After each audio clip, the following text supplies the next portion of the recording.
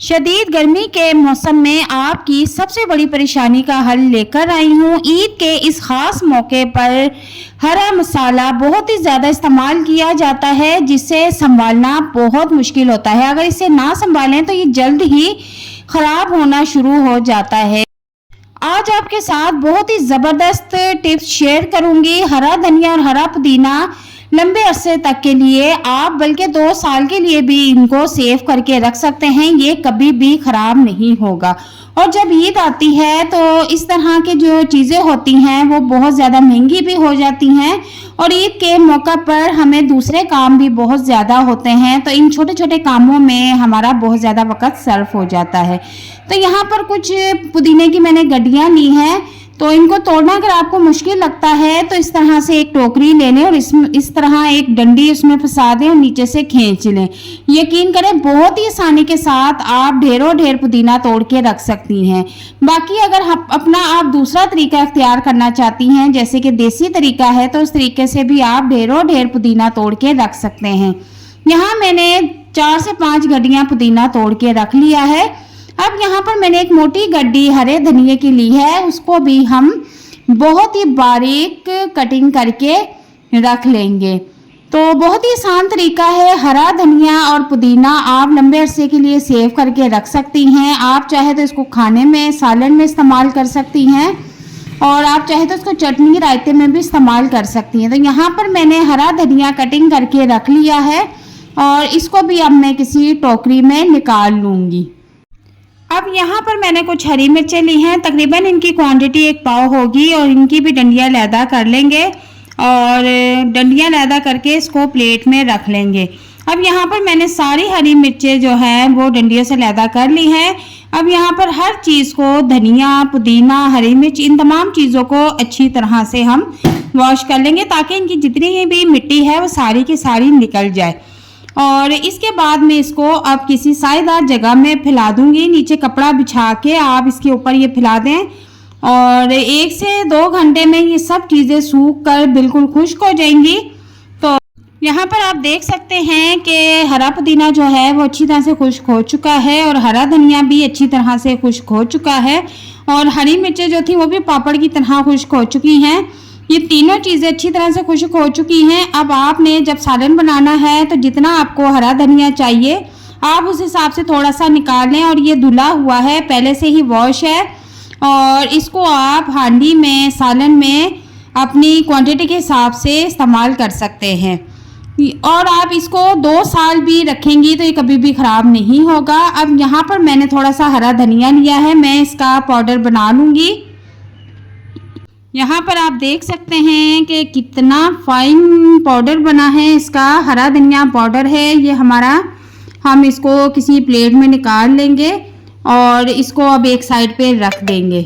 तो दूसरी तरफ इसी तरह से मैंने हरी मिर्च ली हैं जो कि खुश्क हो चुकी हैं, इनका भी मैं पाउडर बना के रख लूँगी। और यहाँ पर आप देख सकते हैं कि कितनी अच्छी तरह से हरी मिर्च जो है वो पाउडर बन चुकी हैं, और बहुत ही ज़बरदस्त खुशबू आ रही है। और इसको भी अब हम एक साइड पर रख देंगे। अब तीसरे नंबर पे मैं यहाँ पर पुदीना भी पाउडर बना लूँगी, और तकरीबन इसका भी पाउडर बन चुका है, और बहुत ही ज़बरदस्त प्यारी खुशबू आ रही है। इसको भी हम प्लेट में निकाल लेंगे। तकरीबन तीनों चीज़ों का मैंने पाउडर बना लिया है, और यहाँ पर मैंने कुछ ज़ीरा लिया है, ज़ीरे का भी हम पाउडर बना लेंगे। अब हमने करना क्या है कि इन चारों चीज़ों को एक साइड पे रख देना है। तो सबसे पहले हमने एक प्लेट लेनी है, उसमें मैंने हरा पुदीना पाउडर शामिल किया। इसके बाद मैं हरा धनिया पाउडर डाल दूंगी। इसके बाद मैं इसमें ज़ीरा पाउडर डाल दूंगी, तकरीबन 2 से 3 चम्मच के दरमियान है। इसके बाद मैं इसमें हरी मिर्च पाउडर डाल दूंगी। हरी मिर्च पाउडर जो है अपने टेस्ट के मुताबिक आपने इसमें ऐड करना है। तो तकरीबन मैं 2 चम्मच के करीब इसमें हरी मिर्च पाउडर डाल दूंगी। इसके बाद नमक आपने टेस्ट के मुताबिक इसमें शामिल करना है, और इन तमाम चीज़ों को अच्छी तरह से हम मिक्स कर लेंगे। तो जनाब ये हमारा जो है रायता पाउडर बनके रेडी हो चुका है। ईद के ख़ास मौके पर हमें दूसरे भी बहुत से काम होते हैं, तो इन छोटी छोटी चीज़ों के लिए हमारे पास टाइम नहीं होता। अगर हम इन चीज़ों को करने बैठे तो हमारा बहुत ज़्यादा टाइम वेस्ट हो जाता है। तो आप थोड़ी सी मेहनत करके पहले ही ये काम करके रख लें। यकीन करें कि 2 साल तक भी ये पाउडर कभी भी ख़राब नहीं होगा। अब यहाँ पर आप दही ले लें 1 प्याली, और उसमें आप जितना रायता पाउडर डालना चाहती हैं, जितनी ग्रीन आप रायता बनाना चाहती हैं, उस हिसाब से आप इसमें पाउडर शामिल कर दें। और देखें कितनी आसानी के साथ आपने दही लिया, और दही में 1 चम्मच 2 चम्मच आप जितना ग्रीन रायता चाहती हैं आप बना लें। और यकीन करें मिनटों में नहीं सेकंडों में हमारा रायता बनके रेडी हो गया है। खासकर ईद के इस मौके पर आप इस रेसिपी को ज़रूर बना के रख लें।